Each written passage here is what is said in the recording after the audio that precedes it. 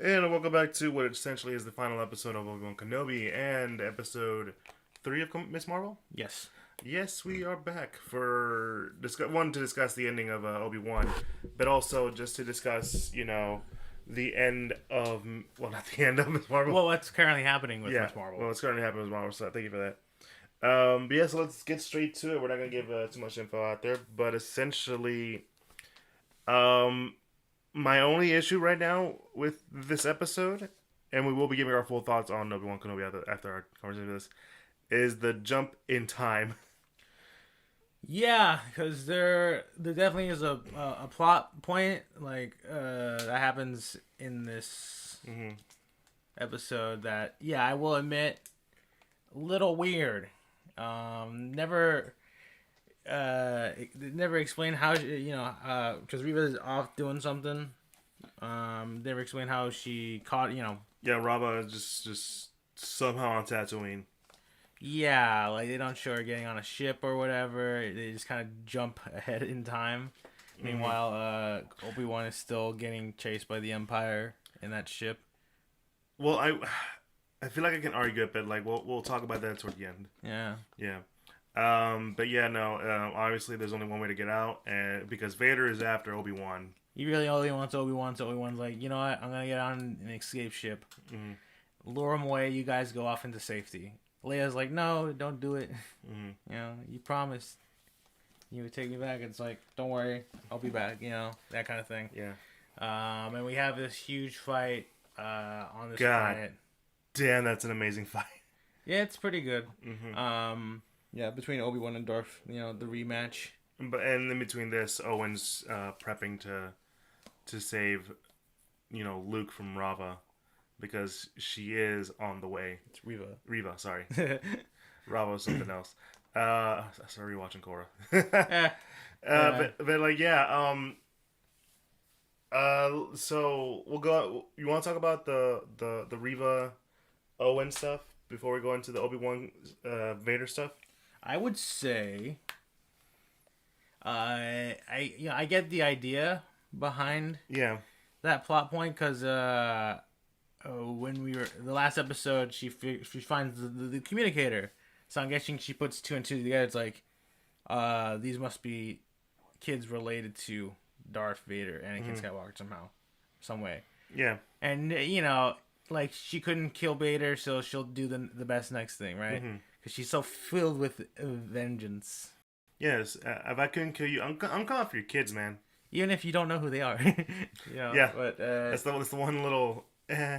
A little hiccup in the plan, but obviously, she's kind of off her rocker, you know? I feel like people would be complaining about the fact that she's able to, survive being stabbed with a lightsaber. Again, if I learned anything from Star Wars, if fucking Darth Maul can get cut in half and, he gets robot legs and is better. And then gets his legs back. Yeah, I'm just, all I can say is that, like, that idea is just thrown out the window. Yeah, I can listen. I get it. It's probably dumb, but like at this point, unless you're fully decapitated or whatever in the Star Wars universe, you're not. Or you got stabbed in the vital organ. Yeah, like I love the running joke of like, how come all these people can get stabbed and they're better, but like Qui-Gon gets stabbed and he's dead. I'm pretty sure Qui-Gon got stabbed in the heart, probably. No, he got stabbed in somewhere up here, right? Yeah. Like you can't see in the camera, but like sort of think of like below the solar plex. Yeah, it's like upper chest area, kind of. Like somewhere between the stomach area and the chest area. So I would imagine that would have hit some internal organs. Yeah, and everybody else gets usually around stomach area. Yeah. Which, I mean... You can survive that. Yeah, potentially. Because, like, people think of it as, like, swords going through, but, like, no, these are weapons of energy, right? Yeah, they get cauterized, right? That's why, earlier that lady in like, the second episode? First episode, yeah, she gets her hand cut off, but there isn't blood because the wound has already been cauterized. Yeah. Which, I mean, I guess makes sense, but it's still, like, you have a gaping hole in your body. Yeah. But yeah, no, I get it. I get the reasoning. It's just that at this point, it's like, it's Star Wars, man. Like, friggin' somehow people get stabbed and they're better. You know, it's kind of par for the course, in all honesty. But yeah, no. If anything, this episode, you know, we get to see Owen and Beru have basically a contingency plan, because like, you know, they obviously know that Luke is important or whatever. Yeah. But they're very much like, you know, like, we knew this day would come. If they were gonna find him, we gotta, you know, do our best to fight back. You know. Which, I mean, it's kind of nice to see that. Yeah, and you and I had this conversation, like, damn, these guys were ready to go down protecting this kid, which one tells you how much, you know, they care for him. Even Owen's like he is, because like he's asked like, would you really protect this kid who's not even your own? He's like you love him like he's your own. It's like, he is my own. Like, he loves this kid. Yeah, he's raised him from birth. Yeah. Basically, you know, Luke is his son to a certain degree at this point, right? Yeah. It's like, it's one of those things where you don't gotta give me a whole goddamn storyline about, you know, Owen teaching Luke how to shoot a wombat, and like learning learning a life lesson. Like, no, this man is willing to protect this kid, and to go this far. It just tells you how much like look, you're not gonna like defend someone that deep unless like you really care for them, right? Yeah. That's the idea, and so that's like a very like, you know, sort of emotional and like very important moment for not just like it fleshes out Owen more than he ever got from the movies. Yeah, which is what we both wanted. I think that definitely. Yeah, it's a nice sentiment to even Beru, obviously. Yeah, because she's the one that like. It's like, no, we fuck those guys. Yeah, no, like, we gotta, you know. We've trained, you know, we prepared for this, Owen. You know, let's get ready for it. Yeah. Because she's got a point. Like, this, like, we're in a fucking. There's nowhere to run. Yeah. Like, we can't go into the desert. We're gonna die out there anyway. Yeah. So it's better we stand and fight. Yeah. And you know, they do a surprisingly decent job. Granted, she is wounded. Yeah, Reva is definitely, you know, she's still like, oh, I've been stabbed. Yeah. So clearly she hasn't like fully healed. Yeah. But it is surprising to me that, you know, they definitely do a decent amount of holding their own. And yeah, she chases Luke through the desert. And while all this is happening, we're having the fight with Obi-Wan and Darth Vader. And this is where it gets really fucking good. Yeah, like, they start using a bunch of, you know, they have some pretty good lightsaber dueling, uses of the Force. Darth Vader tries to bury Obi-Wan alive, being like, your powers have returned, but you're still too weak. Yeah, kind of stuff. And like, there's a moment where I'm just laughing because I'm like, oh, Vader, just say it. Oh, you didn't say it, but you'll know when you see it. But no, this fight is like one of. If you were here to look at the fight between Vader and Obi-Wan like at their prime, this is what you've been waiting for. It's completely worth it. It has a lot of good emotional payoff. Yeah, especially because we get like obviously the classic. Darth Vader, you know, helmet gets hit. You get to see the man under the mask, which I think this is the first time we've seen it in live action. Yeah, because we like the only time we've ever seen like Darth Vader without his helmet off. In terms of like, we have seen it happen before, but usually it's very hidden in various shots. Or if it's not like something that's from like, you know, Return of the Jedi. Return of the Jedi, where, you know, he takes the mask off. No, but it's like it's still like the helmet's still intact, kind of shit. Yeah. You know, it's I guess the closest thing I would say is like the scene from Rebels with Ahsoka. Yeah, it's very similar to that, where, you know, and, you know, Obi-Wan's like, you know, like, I'm sorry, Anakin, like, you know, it's like, I couldn't save you. It's like, you didn't, you know, and Darth Vader's like, you didn't kill Anakin. I killed Anakin. Which I get what he's saying. Yeah. Damn it. I feel this is a thing that I've heard a lot of people talk about with Star Wars. The dialogue is very cringeworthy sometimes. Well, I mean, I think honestly, it's really only there to set up the line of Obi-Wan being like, uh, like Darth Vader did kill your dad. Oh yeah. But like Anakin Skywalker was a great man, but then he fell to the dark side, and that's what and Darth Vader killed him. So what I told you was true, from a certain point of view. Damn it! I think that's the reason why the line is like that, is to only set up that line in the original trilogy. Because even like once he says that, Obi-Wan's like, then you're truly lost. Yeah. Because he doesn't try to like bring him back to the light side, because if he's like sees Anakin like this, he's like, yeah, there's no. Which, can I just say, god damn, that's shot so well. Because the moment he's like, I am Vader now, Anakin is no more. Just the red lightsaber, the light from the lightsaber, just glows even more. Mm-hmm. Just to show the corruption. Yeah. Of this man, of this once great hero. And it's just like, yeah, no, that's some visual storytelling there, and I love it. Yeah, and also I think, granted, like the fight just ends there because Obi-Wan pretty much is like, you're beaten, I can just leave now. Yeah, like I'm not gonna kill you. Yeah, it's not worth it. Yeah, considering what's happened to you. Yeah, but yeah, and Darth Vader just like, Obi-Wan, just like yelling out into the sky, just like you hear, because you can hear like both Hayden Christensen's voice and then like, good to hear him again though. Yeah, too. and like the Darth Vader voice like going in and out because the mask is obviously like messed up, so it provides a cool effect for that.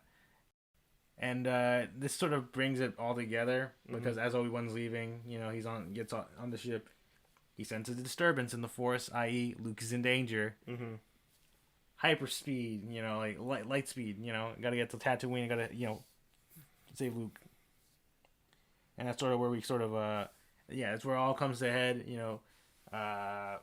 Obi-Wan gets back to Tatooine just in time. Finds Owen Beru trying to find Luke. Yeah. And Reva returns with Luke and unharmed, because she pretty much. Well, he is kind of harmed. He did get knocked out. Yeah, he's unconscious, but he's alive. And Reva's just sort of like, I couldn't do it. I couldn't kill him. Like I couldn't get revenge for my friends by killing this child. I couldn't. I wasn't able to do it. And Obi-Wan sort of comforts. Is like, listen, you did the right thing. By showing mercy, you've honored your friends. Yeah, because like you were gonna kill an innocent kid. Yeah, you would have become the very thing you sought to destroy. Yeah. Take another line from the prequels. Yeah. And essentially, Obi-Wan starts moving, essentially setting up where he would be at the end of the episode, at the beginning of episode 4.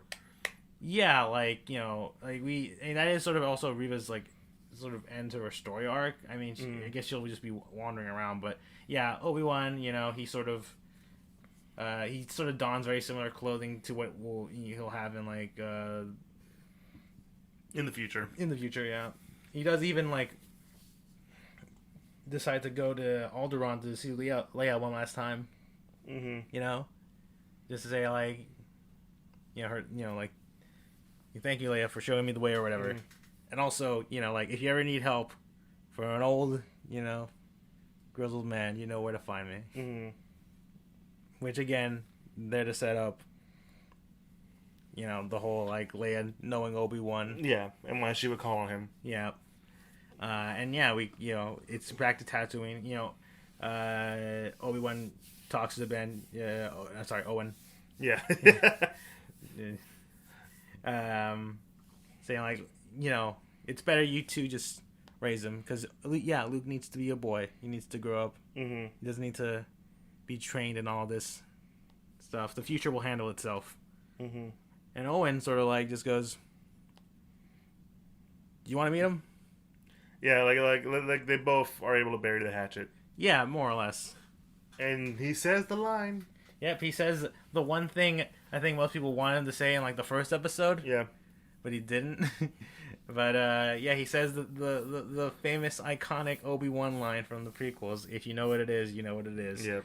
And we see him going off riding into the where he's gonna be staying, and he sees an old friend. Good old Qui-Gon. Force Ghost Qui-Gon, and he's just like, it took you long enough, Obi-Wan. Come on, let's go. We got another adventure to go on. Yeah, maybe a season 2. No, we're done. Yeah, and that's sort of where it ends. Yeah.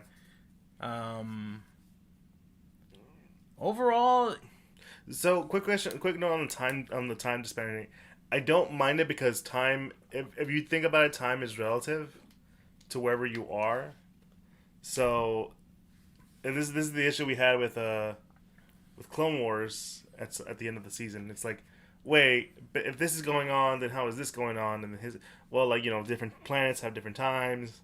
In space, time is is weird. Yeah, like they're across multiple planets and in star systems and stuff. So, yeah, it is sort of like time is gonna be whack no matter what. Yeah, and that makes some sense to me. It just still feels very awkward. It feels a bit jarring because I feel like most of the time you want to at least establish how it goes. Because most of I feel like most audiences aren't. Not saying they're not capable, but it's less jarring if you set up oh, that's how they got there or whatever, or if there was just an additional scene beforehand of just Reva looking at an abandoned ship while she was on that planet, and then we jump cut to her on Tatooine, then it's like your brain can put two together. It's like, oh, okay, she got on the ship, and that's how she's on Tatooine. Instead of just somehow magically teleporting there. Most people can be like, okay, she got there, but how'd she get there? Mm-hmm. That's always sort of the thing that's in the back of people's minds. And just one 15-second shot of that, probably could have worked. But that's just how it is sometimes with editing and stuff. Yeah, I think I definitely agree. It is jarring, but I guess the explanation of it's space, time is relative, blah blah blah. Yeah, I'm just it would have been nice to have at least a scene of that. Not to say that alone compromises this whole. No, yeah, episode. No. I say that because for me, whenever we're talking about space or anything, and the establishing of when and where, I'm always well, a month in that planet is maybe 2 or 3 days here, right? Yeah. So it's time has always been kind of relative when it comes to space, and even in space travel, it takes us what? Well, supposedly it takes 2, maybe 3 months from here to Mars, if we were to do a travel, send humans. No, I think it would actually take a couple years. Would it take a couple years? I thought it was a couple months. No. Really? With the amount of power our shuttles or the rockets would take people, it would take probably at least a couple years, I think 2 or 3. Mm-hmm. Because the distance between Earth and Mars is vast. Mm-hmm. I think it takes a week or at least a week or 2 to get to the moon, and obviously the moon is much closer to Earth, and that's just because of how much fuel you need to get there and stuff. So yeah, look, I'm not arguing. I feel that's probably the correct answer. I felt it would have been less than a year, but thinking about it in that terms, a year would make sense too. Yeah, just because the distance in space is so vast. Yeah. And obviously, there's not that issue in Star Wars because everything has fucking light speed. Yeah. Which is their way of straight up just making sure that you can get to one place to another real fast. But yeah, that's going into that topic. You want to just talk about what you thought about the show, or? Yeah. So, overall, I think this is just a really solid, just solid. It's like a good like 6, maybe 7 out of 10 kind of show for me. It does have a lot of good, great moments.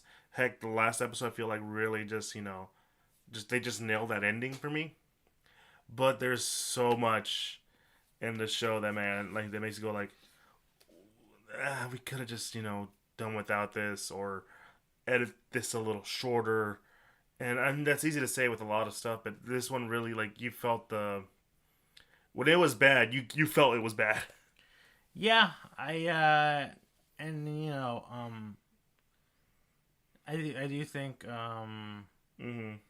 because I think we discussed this last week that there's definitely a group of fans like when you hear an Obi-Wan show, you usually want to set between episodes 3 and 4. You're thinking of one of two things. It's either going to be mostly on Tatooine and stuff, and it's sort of like, well, how do you create a story with that? Mm-hmm. And some people kind of want it like sort of like I guess maybe sort of like a spiritual kind of show or whatever, or where Obi-Wan is like just trying to like, yeah, he's like trying to lay low on Tatooine, but also trying to look over Luke, maybe trying to his best to connect to the Force and Qui-Gon and all that stuff, and then obviously there's a contingent of the fan base that's like, well, that just doesn't, then why are we doing that? It doesn't seem interesting enough. And that's where this sort of show goes in the direction of like, is there a way to get Obi-Wan off of Tatooine to get him into more interesting scenarios? And obviously it goes with, if Leia gets kidnapped, we can't just have anyone go after her. Bail Organa calls upon Obi-Wan to come in. And yeah, I think that's more or less the best way of like solving that question or getting that scenario rolling of like, how do we get Obi-Wan off world? Leia gets in trouble, and obviously Obi-Wan has to be the person to help out. Because any other way would get them noticed. Yeah, so it's just sort of, I guess, the way that all trickles down, because it feels like what you could have done is maybe have those first 3 episodes be saving Leia, and the last third, the fallout of Obi-Wan trying to get back to Tatooine, on the run from the Empire and Darth Vader. It's because he's, Obi-Wan's like, I have to get back to Luke, Yeah. make sure he's protected. And maybe at the end, obviously, we still have what plays out in this the final episode, where like at the end Obi-Wan's sort of like, like he's, Luke is safe with Ben and Owen and Beru. And I think I know why I keep saying Ben, because I'm thinking about Beru. And I'm confusing Owen, and that's how they both start with B's, man. It's fine. Yeah. But yeah, I think if they had wrapped up saving Leia a bit more, and I think it is sort of the issue of like having a 6 episodes like mini series about Obi-Wan. Yeah. And I know some people are kind of like, it doesn't feel like an Obi-Wan show because there's not a lot of development for him, I guess. Yeah. I mean, he does get development. Obviously, he's, it's a more palatable version of what Luke had to go through in The Last Jedi. Old Jedi Master being called upon. He's like, I can't do it anymore. I've lost connection with the Force. Having to help this young woman. But here, Obi-Wan eventually does get the will to use the Force again, connect back to the Force, and does everything he can to save Leia, and he does. And I don't know, I like a lot of the sort of like lore connections they do with this show. I do think it could have been streamlined a bit better. I like the idea of Reva's character being a youngling who like was there when Anakin attacked the Jedi Temple and is able to put 2 and 2 together about Anakin and Darth Vader. I just hoped that like I like her as a character. I just thought like the execution needed to be a lot better. Yeah. And I don't disagree with that because I think, what was it? I think by this third episode, everyone's like, if the second or third episode, like, man, she's not bad, but she's very one note. And then you get the reveal. Was it the fifth episode?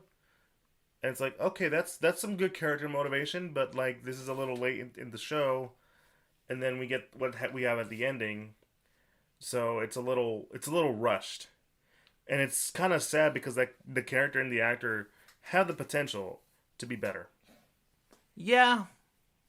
Yeah, and honestly, I hope it doesn't like lead into like a weird spin-off show about her because I feel like we don't really need to have a show about her Yeah. and her exploits. And I feel like her story is more or less done. It's just that she now just more or less has to do a lot of soul searching and like maybe redeem herself from like the other actions she did as an inquisitor and stuff. So yeah. But besides that, yeah, I do think I think I kind of agree with you with I guess the rating of the show. It's probably like a solid 7 out of 10. Like it definitely has its issues. It's not perfect. But when it hits good. Yeah, like when it does, like when it executes the concept, its concepts well, it does do it well. And I think that's just how the show is right now. Obviously, a lot of people wanted it to be better. I think it had like the biggest reaction out of all the Star Wars shows, and I think it had the biggest draw at first out of all the shows in general on Disney Plus.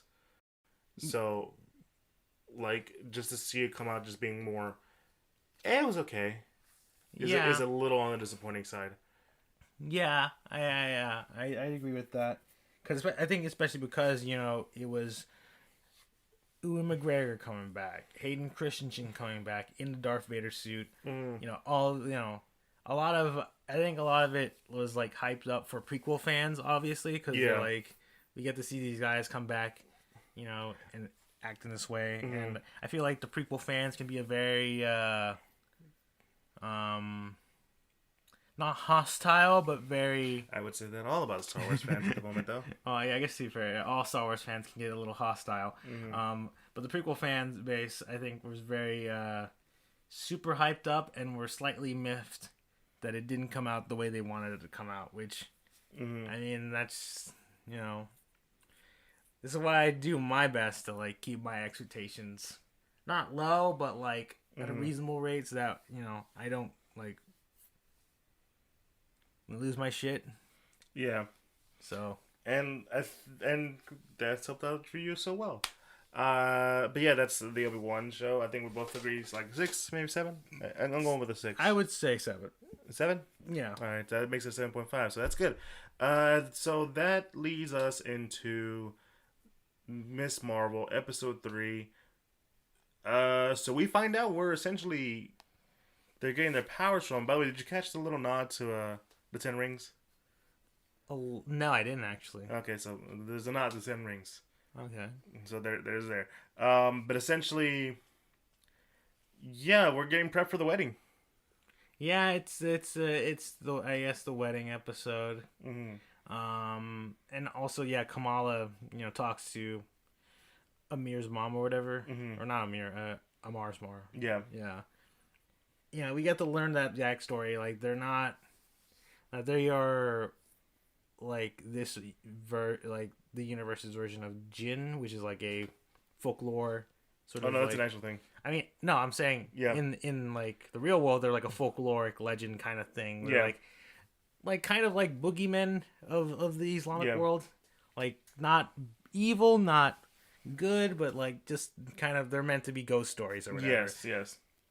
And here, it's like, oh no, we're from a different like dimension, the Noor dimension, or I guess the light dimension, or something like that. Listen, if this is all Miss Marvel stuff, I don't know.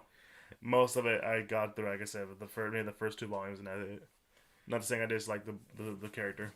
Yeah, and they're like, we knew your great grandmother You know, she was the one that first found the gauntlet or the bangle or whatever, and we thought, and she was one of us, and we thought getting this thing would help open the way back to our home and stuff. And will you, help us get back home? And she's like, I got to think about it. I want to help you guys, but I need to like make sure I know how to do it. So she talks to Bruno. It's like, hey Bruno, my man. First, do you know anything about like open interdimensional travels? Like, and he's like, the fuck are you talking about? I'll look into it. They did drop Eric Selvig, the guy who's in the Thor movies. Yeah, the old professor man. Mm-hmm. I mean, yeah, they name drop him a bit in like various media when it comes to like interdimensional travel stuff in the Marvel universe, because he's like obviously like he knows Thor, and he kind of his work helped to like at least learn about the science of that stuff. Mm-hmm. But in the meantime, Department of Damage Control shows up at the mosque, and they're like, "Hey, so we heard there was a enhanced individual here. You wouldn't mind us just storming your place and looking around, would you?" It's like, you need a warrant first. Ha ha ha ha. We'll be back. She says it in such a like demeaning tone too. Yeah, it's like, so what? You're just gonna refuse us not coming in? I see how it is. You people. What do you mean by that? It's just talking about you people.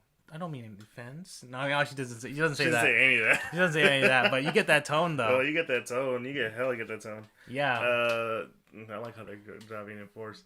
But yeah. So there's a lot of like good moments in this show too.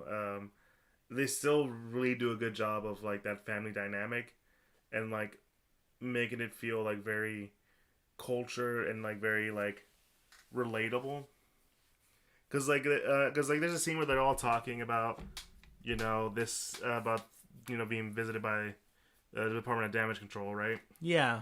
And they're all like commenting on the fact, because they know that, well, she's not going by Miss Marvel just yet, right? Yeah, like they're going off by like her power set, nightlight, and all that kind of whatever. But like there's a moment where like, oh, her parents must be very upset with her and kind of stuff, like stuff that I could kind of hear, with especially for like immigrant families. Like, yeah, the moment you start like straying off the path of like what they're used to, they're like, hey, they're problematic or whatever, which is essentially the tone that they're giving Kamala as she's doing this without them knowing it's Kamala. Yeah, because like they know it is a Middle Eastern job. Yeah, a Muslim. Yeah, Muslim girl. Yeah, that is responsible for all this. Mm-hmm. And they do get like she's probably causing some trouble for all of us. Yeah. Like, we're just trying to be normal citizens, and now we have some superpower girl just running around doing whatever she likes or whatever. And she has Kamala has sort of like a bit of a heart to heart with, I think, one of the priests from the mosque. Yeah. Sort of like having. There's an actual term for that. I don't know. I'm sorry. Yeah, I don't know either. It's I'm using the relative term. Yeah. And she sort of like she has like that's such a good moment too. Yeah, it's a bit like a with great power comes great responsibility moment for her. Yeah. Where she's like, like, do you think she's actually bad? It's like, no, certainly not. She did save that young boy. I mean, he broke his leg though. Yeah, he got hurt still, but I mean, she did her best, and it's like, what do you think she should do to like show that she's good or whatever? It's like, it's not about trying to be good. That's not how it's like, it's doing good things is what make you good, right? Yeah. Is that moment of like, okay, maybe I should use my powers for good, like protect people. That's how I yeah, because her question was like, how does she help out her people, right? Yeah. And it's just like, you do it by doing good. Yeah, by doing good things. Yeah. By helping. Yeah. It's a very simple and like nothing like it sounds weird in like the grand scheme of things, but like it's just a very simple something you would tell someone like that young, right? Yeah. And it makes so much sense too, that to be good is just being good. You just aren't good. Like, just doing good is mad. Like, it's like, what's the best way to explain it? Like, Like someone can say they're good, right? But it's really their actions that matter. Yeah, it's actions speak louder than the words. Yeah. Yeah. But yeah, we get, obviously, the wedding happens, but we get a bit of like talk from Bruno. He's like, all right, so I've looked kind of into this, and it seems like you need like a massive amount of energy to say open an interdimensional rift thing. And Kamal's excited. Yeah, Kamal's excited. Like, okay, yeah, so we can do this, right? And it's like, hold on now. Like, it's possible, but if you're gonna be outputting that much energy, it can be very dangerous. Like. Yeah, and that's what makes you go like, okay, so we really need to think about this kind of thing. So she's not being so gun ho about it. It's like, all right, let's go. We can do this, right? And it's like, whoa, hold up now. There might be some bad things that can happen if you use too much energy. Yeah, this is so essentially like it's something I really like. Is like, oh, you're actually thinking this out. It's like, and she texts Amar about this, about like, hey, listen, I want to help, but I need some more time to think about this. There might be some negative consequences if I if we do this, so I need like some way to figure it out to make it safe for everybody. And he's like, okay, I'll let my mom know about that, which does not end well. No, and this might be my only problem with the episode is just how quick of a turn they ended up doing. Yeah, because Amar's mom and all her friends who are from this dimension, this Noor dimension, decide off screen to be like, okay, she's not going to help us, fine. Fuck her. Yeah, let's just screw her. Let's just kidnap her and force her to do what we need to do. And and this is all going down at the wedding because Amar, shows up at the wedding. He's like, "Yo, listen, all right." And you think it's gonna be like, oh, it's another teen drama thing. Bruno was gonna dance with Kamala, and now he's getting in the way. He's like, "Get out of here, man! You're ruining this for everyone here." And it's like, no, Kamala, listen, my mom. She's on the way. She's on the way, and she will kill everyone in here if you don't surrender to her. We need to we need everyone out of here now. Yeah, it's like, oh, we're all being competent to a level, to an extent. Yeah, and Kamala decides, all right, I know how to do this. Just pulls the fire alarm, and everybody rushes out, and to protect, her family and everyone there, and she pretty much gets, hunted down by these 4 people, and Amar's mom is like, we try to be reasonable, Kamala. Yeah, I don't know about that. Listen, just give us the bangle and you help us out. Just get us, we always want to go home, Kamala. We don't want to hurt you. You say that and you're threatening to hurt my family. And you've hurt, and your guys have beaten up a bunch of civilians so far already. And, she does her best to fight back. And obviously, like, Bruno comes back in to help out, but unsuccessfully. And that's when she's like, no. Just goes giant hand, just start bitch slapping everybody. And again, my issue with the powers come back. Yeah. And then Amar also jumps into the phrase like, I'll hold them off. You guys get out of here. But that doesn't work. And as they're getting cornered, who comes to show up? Amar's mom grabs the bangle, and they both see a vision of a train. But that stuns them long enough for the Department of Damage Control to show up and start, like, blasting everybody. It's like, get down. Like, you're coming with us. But Kamala and Bruno managed to escape. And now, her name is not Zoe. What is her name? Her other friend finds out. Yeah. And I'm questioning how this is going to turn out because I don't want to go down. Because this show has been doing a good job of, like, not subverting expectation, but, like, not falling into teen drama tropes. Yes. Well, they still essentially do some of the tropes. It's not egregious. It's not making me go like, oh my god, this is like some Nicktoons Disney freeform shit. No, this is just like, no, these are normal people. They're doing normal shit, right? And hopefully we won't get like, why didn't you tell me? Your friend. It's more like hopefully something more reasonable than something like that. Yeah, because she sees Kamala using her powers a little bit. It's like, wait, your nightlight? What the? why didn't you tell me? And it's like, we gotta, you know. Listen, we're a little preoccupied. Yeah, Kamala, you need to get out of here before damage control shows up. You just, you know. Just help me get out of here. Yeah. And it's like, I'll explain, you know, Bruno's like telling her, like, don't worry, I'll explain everything. Yeah. And Kamala gets back home, and her family sort of notes, like, people said that you pulled the fire alarm, and those people that you were with, they got arrested. What's going on, Kamala? Like, tell us. We you know, we want to help you, Kamala. And she's like, I can't. It's too complicated. Which, to be fair, you know, like. Also, this would be a really bad time to explain everything. Yeah. Like don't get me wrong, I would have loved it. It was just like, okay, mom and dad, I'm a superhero. But if she did, you know the mom would be a certain way. Yeah, it's very pretty much apparent that, like, anything that she would say that even remotely is the truth, the mom would lose her shit, obviously. So she's just like, I can't really say much other than, like, it's complicated. Yeah, it's very complicated. Let's just not do this anymore. And, you know, like, she goes to her room. She gets a call from her, like, grandma, I think. Yeah.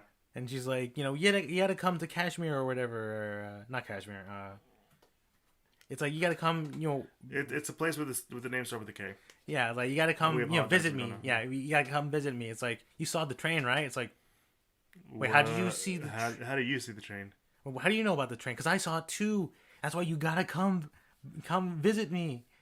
And it's like, all right, so maybe we're gonna get more into, you know, this backstory about the Bengal and what happened to Kamala's great grandmother.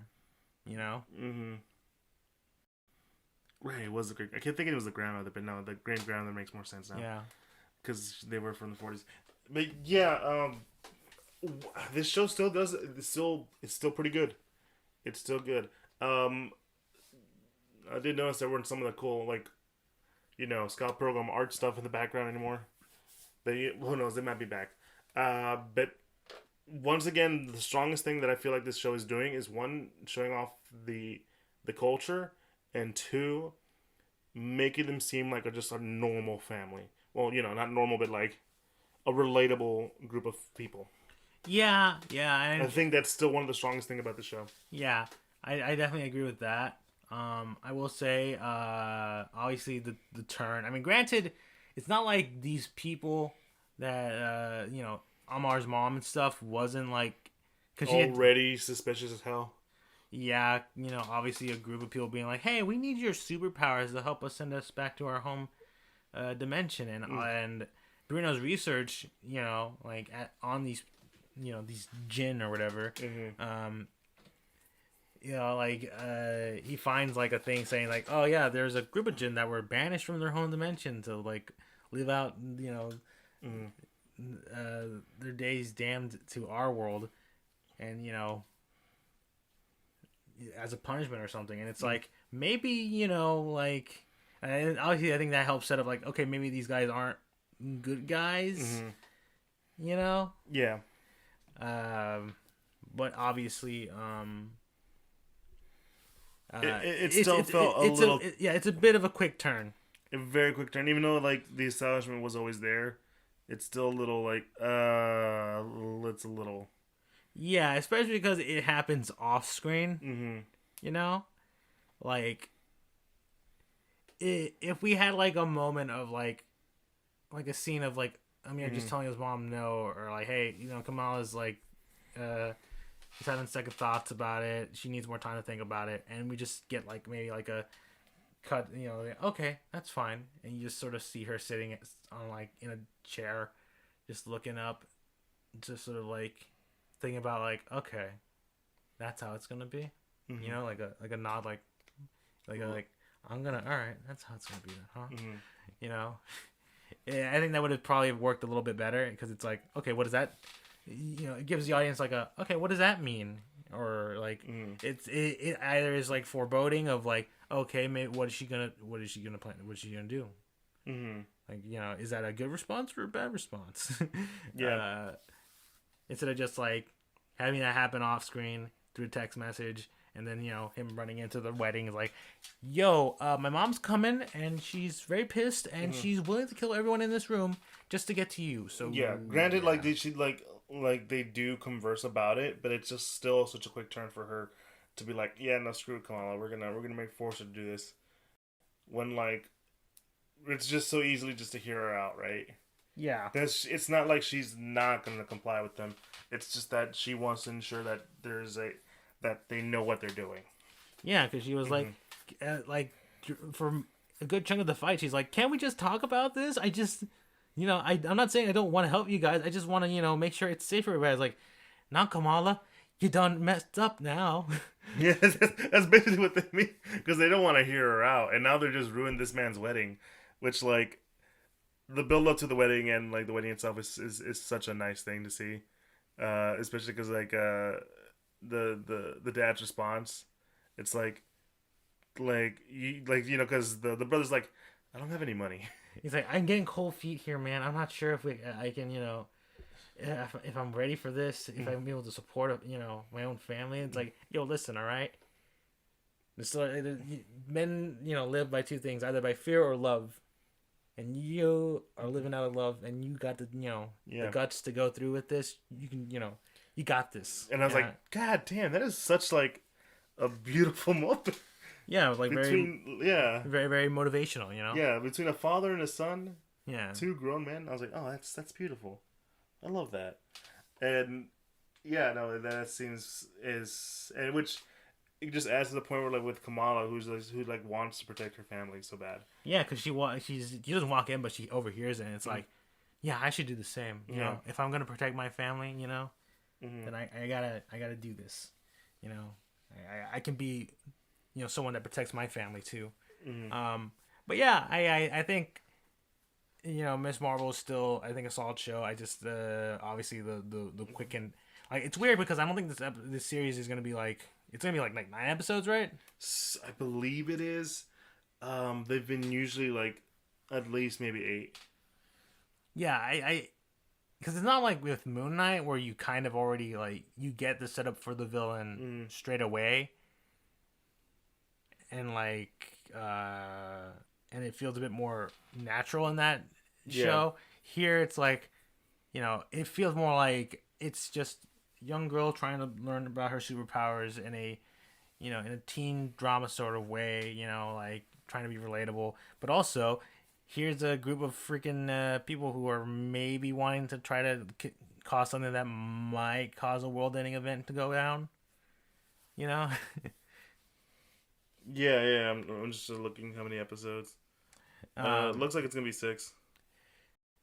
All right, so I guess that might explain why we get such a quick turn then, because it's like we're at the halfway point, and it's like, well, we were waiting for our sort of established villain. Here they are, and obviously, we got the damage control kind of being not necessarily. I mean, they are definitely an antagonistic force, but they're more of like a bureaucratic like antagonists, right? Where they're like, we're just here to try to keep order. We don't want any sort of riffraff, any sort of hooligans with powers running around, causing more damage for us to clean up. But yeah,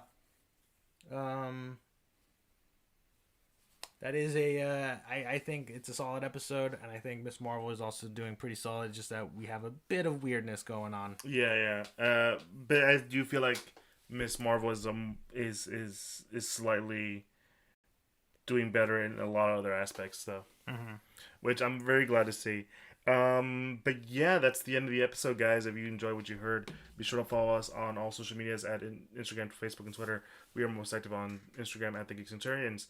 And if you follow us there, be sure to check out the links on Instagram that links us to all the podcasts that we're officially part of, like Apple Podcasts, Google Podcasts, Spotify, Pandora, and all that good stuff. And a link to the YouTube for your audio listeners out there who want to put a face to the voice. And yeah. Then that's about it, along with our Patreon, where you can support us in any form of way. So that's the end of the episode, and so far so good. We will be back next week to continue talking about this. If not, just in case something else for a reason pops up, we'll see. Yeah. But anyways, guys, it's been me, your boy Eli. It's been me, Joe. You guys have a good one. Peace.